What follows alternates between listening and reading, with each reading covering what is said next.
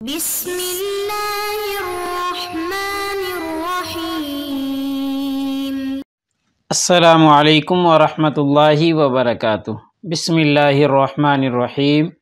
عزیز طلباء اکرام، ایم اے اسلامیات کے مضمون اسلام اور جدید معاشی افکار و تحریکات کا آج ہمارا سبق نمبر 57 ہے، جس کا عنوان ہے مزاربت۔ تو نیا سبق شروع کرنے سے پہلے ہم گزشتہ سبق کا خلاصہ دیکھتے ہیں۔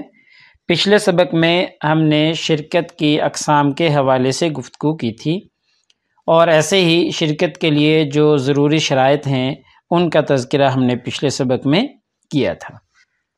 تو آج کے اس سبق میں انشاءاللہ ہم مزاربت کے حوالے سے گفتگو کریں گے، اور سب سے پہلے مزاربت کا مفہوم دیکھیں گے، اور پھر اس کے بعد مزاربت احادیث کی روشنی میں، یعنی اسلام، احادیث، ان میں مزاربت کے بارے میں کیا تصورات موجود ہیں، یا اسلام اس کے بارے میں کیا رائے رکھتا ہے، آیا اس کے جواز کا حکم دیتا ہے یا عدم جواز کا فیصلہ کرتا ہے، ساری تفصیلات دیکھیں گے۔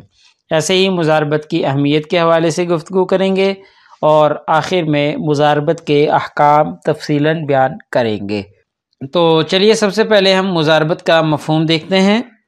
تو مزاربت کا لغوی معنی کیا ہے دیکھتے ہیں۔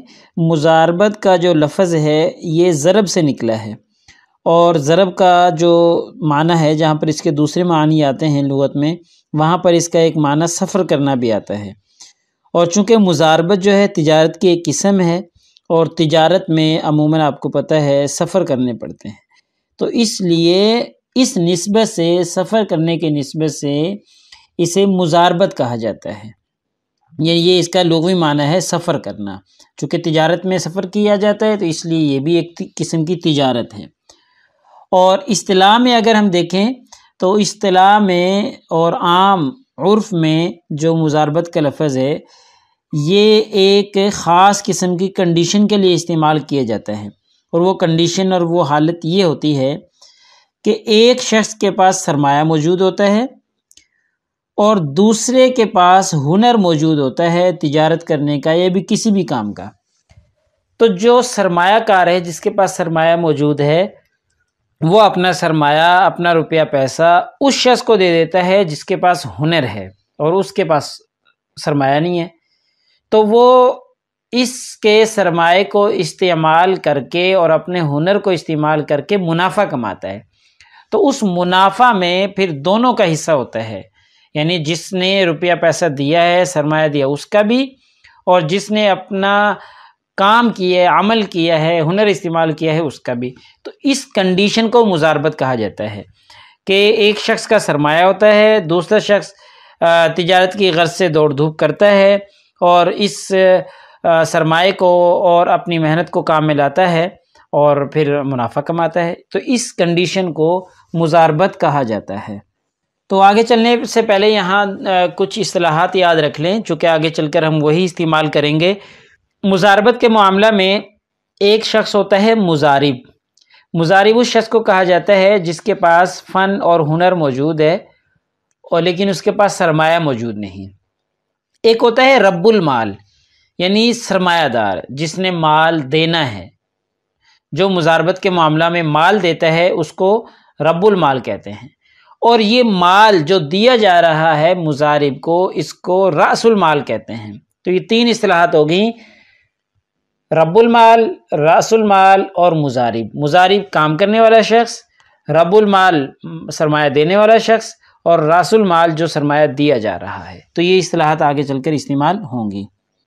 تو مزاربت کی جو تعریف ہے ماہرین کے نزدیک، حضرت شاہ ولی اللہ رحمہ اللہ نے حجت اللہ البالغہ میں لکھی ہے کہ مزاربت یہ ہے کہ ایک آدمی کا مال اور دوسرا شخص محنت کرے، یعنی ایک آدمی کا مال ہو، دوسرا شخص محنت کرے گا، اور اس طرح نفع دونوں کے درمیان تقسیم کیا جائے گا۔ بالکل سمپل سی ہے۔ ایسے ہی مولانا حفظ الرحمن سیوہروی نے اسلام کے اقتصادی نظام میں تعریف لکھی ہے کہ مزاربت ایسے تجارتی معاملہ کا نام ہے جس میں ایک جانب راس المال یعنی سرمایہ ہوتا ہے، دوسری جانب سے فقط محنت ہوتی ہے، اور منافع مثلا نصف طے ہو جاتا ہے۔ تو یہ جو ہے مزاربت کہلاتا ہے۔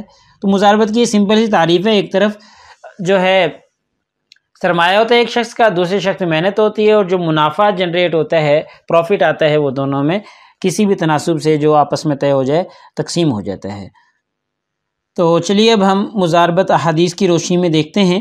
یہ کچھ احادیث جمع کی ہیں جن سے ہمیں معلوم ہوگا کہ احادیث میں مزاربت کا تذکرہ موجود ہے، اور نبی کریم صلی اللہ علیہ وسلم کے زمانہ میں مزاربت کی جاتی تھی، صحابہ کرام رضوان اللہ تعالی علیہم اجمعین مزاربت کیا کرتے تھے۔ تو پہلی حدیث مبارکہ ہے کہ نبی کریم صلی اللہ علیہ وسلم نے فرمایا کہ جس نے 3 لڑکیوں کی پرورش کی وہ مثل قیدی کے ہے، لہٰذا اے اللہ کے بندو اس کے ساتھ مزاربت کرو، اسے قرض دو۔ اب دیکھیں، جس کی 3 بیٹیاں ہیں اور اس نے ان کی پرورش کی، تو اللہ کے رسول نے فرمایا کہ اس کے ساتھ مزاربت کرو، یعنی اسے پیسہ دو اور یہ کام کرے گا، اس کو استعمال کرے گا، اسے قرض دو تاکہ یہ اس کو استعمال کر کے منافع کما سکے۔ ایسی دوسری حدیث مبارکہ ہے، حضرت عباس بن مطلب رضی اللہ تعالیٰ عنہ مخصوص شرائط کے ساتھ مزاربت کرتے تھے۔ نبی کریم صلی اللہ علیہ وسلم کو علم ہوا تو آپ صلی اللہ علیہ وسلم نے اظہار پسندیدگی فرمایا، یعنی حضرت محمد صلی اللہ علیہ وسلم کے جو چچا تھے حضرت عباس، وہ مزاربت کیا کرتے تھے، اور نبی کریم صلی اللہ علیہ وسلم کو جب معلوم ہوا تو آپ صلی اللہ علیہ وسلم خوش ہوئے۔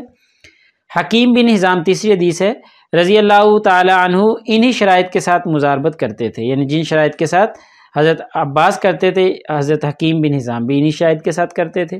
تو دیکھیں 2 صحابی ہیں جن کا عمل موجود ہے۔ ایسے ہی ابو نعیم راوی ہیں کہ نبی کریم صلی اللہ علیہ وسلم نے نبوت سے پہلے خدیجہ رضی اللہ تعالی عنہا کے مال کو مزاربت کے طور پر حاصل کر کے شام میں تجارت کی۔ تو دیکھیں نبی کریم صلی اللہ علیہ وسلم خود اپنا عمل بھی موجود ہے، ٹھیک ہے، پیچھے تو صحابہ کرام کا عمل تھا، اب نبی کریم صلی اللہ علیہ وسلم کا عمل یہاں پر بھی ہمارے سامنے آ گیا۔ ایسے ہی اللہ کے رسول نے فرمایا، 5ویں حدیث ہے، رسول اللہ صلی اللہ علیہ وسلم سے روایت ہے کہ مزاربت میں برکت ہے، ابو داؤد کی روایت ہے کہ مزاربت میں برکت ہے، تو اس کا مطلب ہے مزاربت جائز ہے، کرنی چاہیے۔ ایسی ہی 6ٹھی حدیث ہے، حضرت عثمان رضی اللہ تعالیٰ عنہ مزاربت کیا کرتے تھے۔ دیکھیں اس سے بھی معلوم ہوتا ہے کہ حضرت عثمان خود بھی کرتے تھے، کتنے جلیل القدر صحابی ہیں۔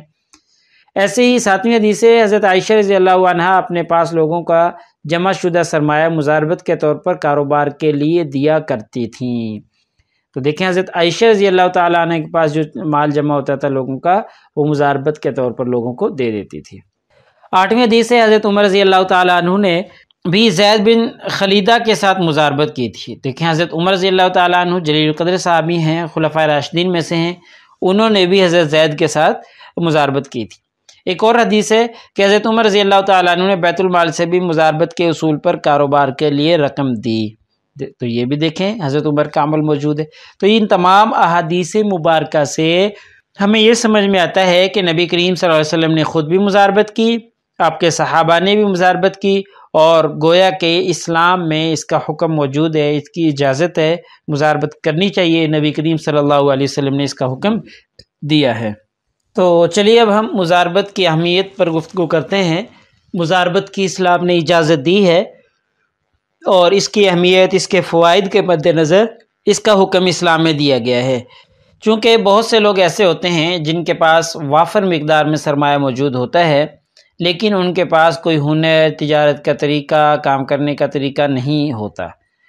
ایسے ہی بہت سے لوگ ایسے ہوتے ہیں جن کے پاس ہنر تو موجود ہوتا ہے، لیکن ان کے پاس انویسٹ کرنے کے لیے سرمایہ موجود نہیں ہوتا کہ جس کو وہ استعمال کر کے کاروبار کر سکیں۔ تو اسلام نے دونوں کا فائدہ سوچا کہ جو سرمایہ دار ہے اس کا سرمایہ پڑا نہ رہے بلکہ گردش دولت ہو، استعمال کیا جائے، فائدہ اٹھایا جائے اس سے۔ تو اس کو کہا کہ یہ سرمایہ آپ اس کو دو جس کے پاس ہنر ہے، وہ اس کو استعمال کر کے منافع جنریٹ کرے گا، اور منافع دونوں تقسیم کر لیں گے۔ اس سے اس کی غربت بھی ختم ہوگی، جو اس کے پاس صرف ہنر ہے، سرمایہ نہیں ہے، اور جس کے پاس صرف سرمایہ ہے اس کے پاس مزید سرمایہ بن جائے گا۔ تو یہ ایک فائدہ ہے، یہ ایک اہمیت ہے، اس کے پیش نظر اسلام نے اس کا حکم دیا ہے۔ ایسے ہی ایک پوائنٹ اس کا یہ ہے کہ سود کو اس کے ذریعے ختم کیا جا سکتا ہے، اتنی زیادہ اہمیت کا حامل ہے یہ مزاربہ کہ اس کے ذریعے سود کو کس طریقے سے ہم ختم کر سکتے ہیں کہ بھئی دیکھیں، ایک شخص نے کاروبار کرنا ہے، اس کے پاس سرمایہ نہیں ہے، تو وہ بینک کے پاس جائے گا اور بینک سے 1 لاکھ روپے بطور قرض لے گا، اور جب واپس کرے گا تو سود کے ساتھ کرے گا تو 1,20,000 واپس کرے گا، ٹھیک ہے۔ تو اب دیکھیں یہ سود ہے نا، دونوں گنہگار ہو رہے، بینک بھی گنہگار ہو رہا ہے اور جس نے لیا ہے قرض وہ بھی گنہگار ہو رہا ہے۔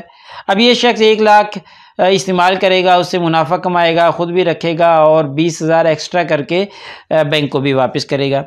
لیکن اگر یہی طریقہ کار مضاربت میں اپنا لیا جائے کہ ایک شخص جس کے پاس سرمایہ ہے وہ دوسرے شخص جس کے پاس ہنر ہے، جو تجارت کرنا چاہتا ہے، کاروبار کرنا چاہتا ہے، اس کو دے دے، اب دونوں شخص مستفید ہوں، جس کے پاس سرمایہ ہے وہ بھی نفع لیتا رہے گا اور حلال نفع ہوگا، اور جس کے پاس ہنر ہے وہ بھی نفع کمائے گا، اس کا کاروبار بھی چلے گا اور یہ بھی حلال ہے۔ تو اس طریقے سے کسی کو سود نہیں دینا پڑے گا، گناہ میں مبتلا نہیں ہونا پڑے گا، سود کا خاتمہ ہوگا۔ اس لیے مضاربت ایک ایسی چیز ہے جو سود کو ختم کر سکتی ہے۔ ایسے ہی ایک اور فائدہ، ایک اور اہمیت اس کی معاشرتی ترقی کی بنیاد کے طور پر بھی سامنے آتا ہے، کیونکہ مضاربت سے معاشرتی ترقی ہوتی ہے، معاشرے کو مضبوط بنیادیں فراہم ہوتی ہیں اور معاشرے میں دولت گردش کرنا شروع کر دیتی ہے، کیونکہ جس شخص کے پاس دولت ہوتی ہے وہ اپنی دولت نکالتا ہے، اور جس کے پاس کاروبار کا تجربہ ہوتا ہے وہ اس کو استعمال کرتا ہے اور مارکیٹ میں لے جاتا ہے۔ تو اس طریقے سے دولت جو ہے وہ گردش میں آتی ہے، اور جب دولت گردش میں آتی ہے تو پھر خود بخود معاشرے میں ترقی ہونا شروع ہو جاتی ہے۔ ایسے ہی ایک اور اہمیت اس کی یہ ہے کہ جس کے پاس تجربہ موجود ہے اس کے تجربے کو کام میں لایا جا سکتا ہے، اس کا وہ ہنر، فن اور تجربہ بیکار نہیں جاتا، کیونکہ اس کے پاس سرمایہ تو موجود نہیں ہے، اب وہ کچھ کر نہیں سکتا، تو دوسرا شخص اس کو سرمایہ مہیا کر کے اس کے تجربے کو کام میں لاتا ہے، جس سے اس کے تجربے کو، اس کے ہنر کو زنگ لگنے سے بچ جاتا ہے، اور وہ ایک مفید چیز بن جاتی ہے، اور معاشرے کو، اس کی ذات کو اور سرمایہ دار کو جو رب المال ہے اس کو، تینوں لوگوں کو، معاشرے کو فائدہ ہوتا ہے، تو اس لیے اس کی بہت زیادہ اہمیت ہے۔ ایسے ہی بے شمار لوگوں کو روزگار مل سکتا ہے، کیونکہ اگر مضاربت کے تحت کاروبار کیا جائے نا تو پھر بہت سے لوگوں کو روزگار مل جائے گا اور معاشرے میں ترقی بھی ہوگی، کیونکہ جس کے پاس سرمایہ ہے وہ اپنا سرمایہ ان لوگوں کو دیں جن کے پاس ہنر ہے، تو دونوں ہوئی، سرمایہ دار بھی اور مضارب بھی، دونوں کام میں لگ جائیں گے، تو سب لوگوں کو اس طریقے سے روزگار مل جائے گا۔ ایسے ہی اقتناز کا خاتمہ ہوتا ہے، ذخیرہ اندوزی، رقم جمع کرنا، دولت جمع کرنا، اس کا خاتمہ ہو جاتا ہے، چونکہ جو سرمایہ دار ہے وہ اپنی دولت باہر نکالتا ہے، تو اس طریقے سے اقتناز نہیں ہو پاتا۔ ایسے ہی جرائم کا بھی خاتمہ ہوتا ہے، جب لوگوں کو روزگار ملے گا، وہ اپنی حلال طریقے سے روزی کما رہے ہوں گے اور مطمئن ہوں گے اپنی روزی سے، تو پھر جرائم نہیں کریں گے، چوری، ڈاکہ زنی، اس طرح کے جو جرائم ہیں ان سے ملک محفوظ رہے گا، معاشرہ محفوظ رہے گا۔ تو یہ کچھ پوائنٹس تھے جن کے ذریعے ہم نے مضاربت کی اہمیت پر گفتگو کی ہے۔ تو لہٰذا ہمارے آج کے اس سبق کا خلاصہ نکلا کہ آج کے اس سبق میں ہم نے مضاربت کا مفہوم بیان کیا ہے اور مضاربت کو احادیث مبارکہ کی روشنی میں دیکھا ہے۔ ایسے ہی مضاربت کی اہمیت پر ہم نے گفتگو کی ہے کہ مضاربت کی بہت زیادہ اہمیت ہے، اس کے ذریعے سود کو ختم کیا جا سکتا ہے، بے روزگاری کو ختم کیا جا سکتا ہے اور جرائم کا خاتمہ کیا جا سکتا ہے، لوگوں کو روزگار دیا جا سکتا ہے، تو یہ اس کی اہمیت ہے۔ تو پیپر میں پوچھے جانے والے سوالات سے متعلق اگر ہم گفتگو کریں تو پہلا سوال یہ ہے کہ مضاربت سے کیا مراد ہے، اس کی ضرورت و اہمیت، شرعی جواز اور احکامات پر تفصیلاً نوٹ لکھیں۔ تو مضاربت سے کیا مراد ہے، اس کا لغوی اور اصطلاحی معنی ہم نے تفصیلاً بیان کر دیا ہے، اس کی ضرورت و اہمیت پر بھی ہم نے چند نکات میں گفتگو کی ہے، شرعی جواز بھی ہو چکا ہے کہ اسلام اس کو پروموٹ کرتا ہے، اس کے بہت سے فوائد ہیں جس کی وجہ سے مضاربت کی جانی چاہیے، اور اس کے جو احکامات ہیں اور بقیہ شرائط وغیرہ جو ہیں وہ انشاءاللہ ہم اگلے سبق میں پڑھیں گے۔ تو اگلے سبق نمبر 58 میں انشاءاللہ ہم مضاربت سے متعلق ہی گفتگو جاری رکھیں گے، اور اگلا عنوان ہمارا ہوگا مضاربت کے احکامات اور مسائل۔ جزاکم اللہ خیر، السلام علیکم ورحمۃ اللہ وبرکاتہ۔ اللہ پاک آپ سب لوگوں کا حامی و ناصر ہو۔ اگلے سبق تک اجازت چاہتا ہوں۔